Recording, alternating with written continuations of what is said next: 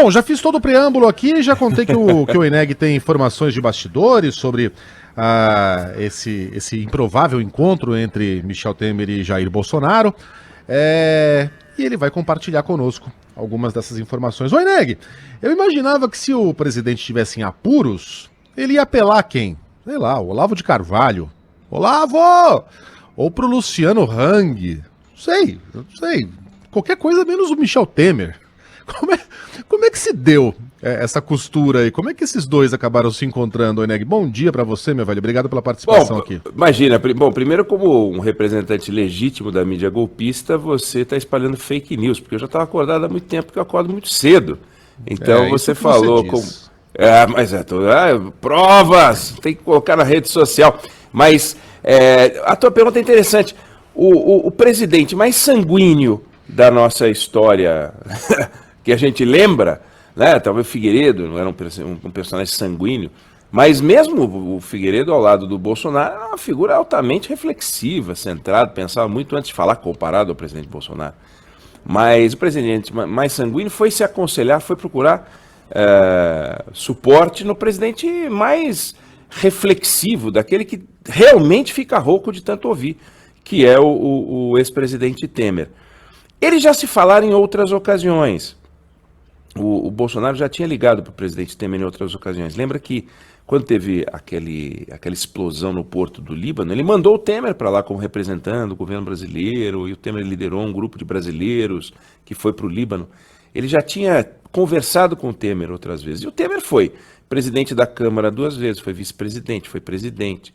É um personagem que sabe o que é o poder, como poucos, experiente. Então, ouvir o Temer é a oportunidade de falar, bom, eu já vivi problemas. O Temer enfrentou 2 julgamentos na Câmara dos Deputados, quando o atirador-geral da República, eu me refiro ao Rodrigo Janot dessa forma, porque ele confessou em livro que ele quis matar o Gilmar Mendes e que ele entrou armado no Supremo, quando o atirador-geral da República pediu 2 vezes para a Câmara autorização para abrir um processo por crime comum contra o Temer. Ele enfrentou 2 vezes esse julgamento. Então, ele já experimentou a adversidade e com popularidade baixíssima, 8%, menos de 10%, coisa que o Bolsonaro não tem mais do que isso. Ele conseguiu aprovar a reforma, a lei do teto de gastos, reforma do ensino médio, conseguiu várias coisas, porque ele conversava, tomava café 32 vezes, almoçava 40 vezes. Resultado, o Bolsonaro já falou com ele em outras ocasiões. Bom, deu-se a terça-feira, dia 7, o presidente, não sei se foi dormir convencido de que tinha feito uma boa coisa, mas o fato é que na terça-feira aquela sensação, aquele gosto ruim começou a surgir na esplanada entre os aliados do presidente. Não foi aquilo que o senhor pensou, sabe? Começou aquele gosto ruim. Na quarta-feira, ele telefona pro Temer e pergunta e aí, o que o senhor está achando, entendeu? Como é que o senhor está vendo as coisas? E o Temer pergunta para ele, o senhor quer que eu responda de que forma, né? Como amigo? Então, olha, não tá bom, o tom não tá bom, o senhor tem que buscar um tom diferente, esse negócio não é bom, não é saudável, enfim, é o estilo Temer, né? Deve ter soltado umas mesóclises, sempre muito educado. Eu acho que a impressão que eu tenho é que o filho do presidente Temer nunca ouviu dele um palavrão, ele é incapaz de soltar uma palavra mais dura e tal, mais uma diferença dele com o Bolsonaro. E ele fala para o presidente que talvez fosse uma boa ideia, e lembrou ao presidente o seguinte, olha, a responsabilização virá, porque já estava a história dos caminhoneiros, a sociedade vai procurar um responsável, e a responsabilização virá em cima do senhor. Isso foi meio que um recado do Temer para ele. O Temer, ele gosta de se expressar por escrito. Ele já tinha feito uma carta importante, que foi uma carta que ele fez para Dilma. Ele podia ter falado com a Dilma, mas ele escreveu uma carta para Dilma quando ele se afasta de vez da Dilma. Verba volante, scripta manem. Lembra disso? Pronto, começa assim. As palavras Começa assim. voam, a escrita fica. Isso, ele começa com essa citação. Aí ele fala para o Bolsonaro que talvez fosse uma boa ideia fazer isso. Liga para o Alexandre de Moraes. Ele liga para o Alexandre de Moraes.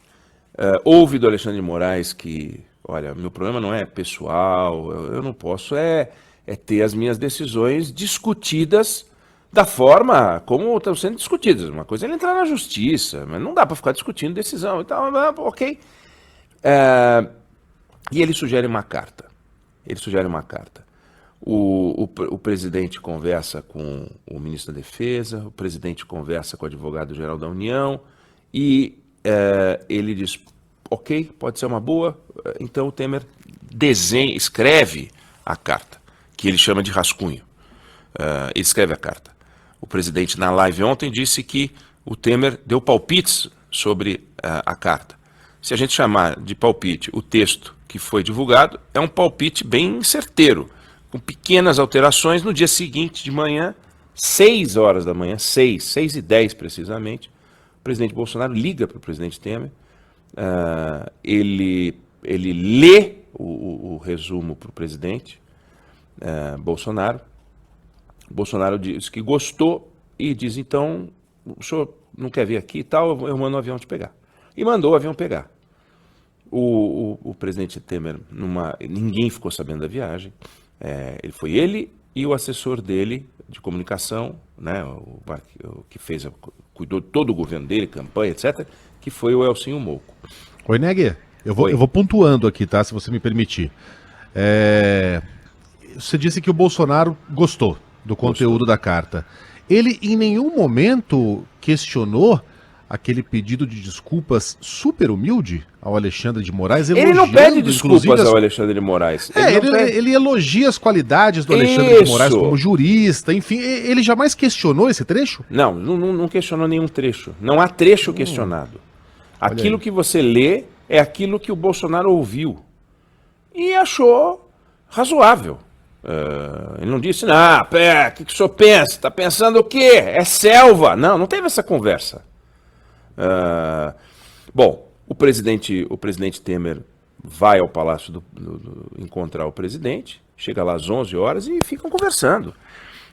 Passaram algumas pessoas por lá, o general Braga Neto, o advogado-geral da União, o CGU, como é que chama? O Rosário. Passaram por lá, viram isso que se passou. Quem a certa altura é visto e eles cruzam, mas não entram na sala, o Ciro Nogueira teve por lá, não entrou na sala. Viu que tinha uma movimentação, mas não participou. Então o principal personagem político desse governo não participou da trama nem do desfecho. Não participou da ligação, nem participou da confecção, ou deu qualquer tipo de palpite ali na hora. Ficou sabendo, viu que algo estava acontecendo. Foi uma coisa do Bolsonaro. O Bolsonaro ligou para o presidente Temer sem intermediários. Ele ligou no celular do Temer. Não foi assim, só um minutinho que eu vou passar ao presidente Bolsonaro. O presidente Bolsonaro ligou para ele. Então essa coisa improvável também tem um instinto de preservação. Ele viu que ficou ruim, que ficou mal parado. E não é a primeira vez que ele percebe que ficou mal parado. Agora, ele demora a perceber? Não, ele percebeu rápido que ficou mal parado. O problema é que ele vai muito longe. E aí, ontem eu falava no Band News TV, a freada que ele deu, se você estivesse no carro sem cinto, você ia furar o vidro da frente, o para-brisa.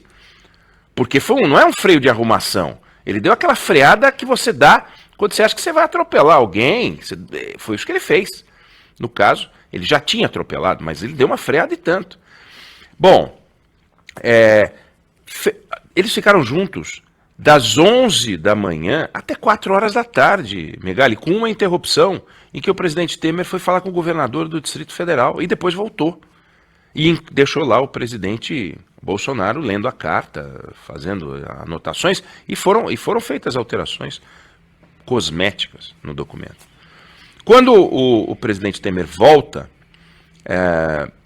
resolve então, o presidente Bolsonaro disse que topou o texto, o presidente Temer, do seu celular, não do seu, Megali, do dele, liga para o Alexandre de Moraes. e coloca o Alexandre de Moraes para falar com o Bolsonaro, tudo combinado. Ele já tinha falado com o Alexandre de Moraes no dia anterior. Ele já tinha falado com o Fux. Ele abriu a semana falando com o Toffoli. Ou seja, não tem surpresa para o Supremo Tribunal Federal. E ele coloca o Alexandre de Moraes para falar com o presidente Bolsonaro. Foi uma ligação em que o Bolsonaro não pediu desculpas. Fala. É o que eu ia... A gente tem não pediu desculpas. Só. Como é que foi o tom dessa conversa? Então, é uma ligação em que o Bolsonaro não pediu desculpas. Foi uma ligação educada, protocolar, não pediu desculpas, explicou que no calor, porque ele tinha a carta. Tem um trecho lá em que ele fala, no calor. Aliás, é uma atenuante. Quando você é processado por calúnia, injúria, difamação, um dos argumentos é, não, eu estava naquele momento sob forte emoção. E sob forte emoção é atenuante. Então foi a versão do sob forte emoção. É o jurista, é o Temer. Não tem com a devida vênia em nenhum trecho ali, porque talvez ficasse um pouco muito distante do autor. Mas importante, Megali, não é se aquele texto traduz a forma como o Bolsonaro se expressa ou não.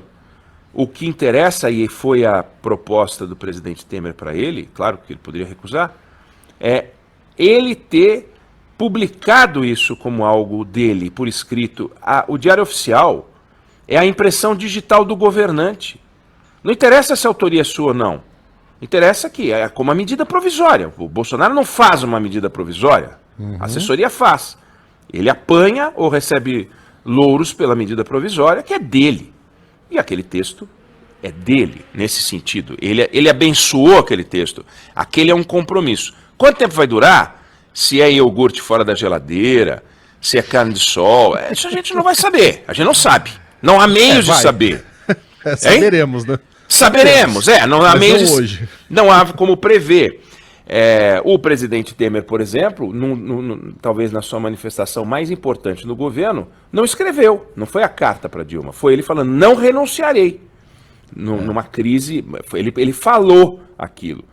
Nesse caso... Oi. Desculpa, eu vou ter que cometer uma indelicadeza aqui, meu velho. Eu vou ter que parar a novela no melhor da cena, logo antes do beijo, porque o nosso tempo está completamente esgotado. Mas o bacana é que a novela continua hoje. A novela continua hoje. No meio do dia a gente continua a falar sobre isso. Vai trazer mais detalhes, portanto, cenas dos próximos capítulos.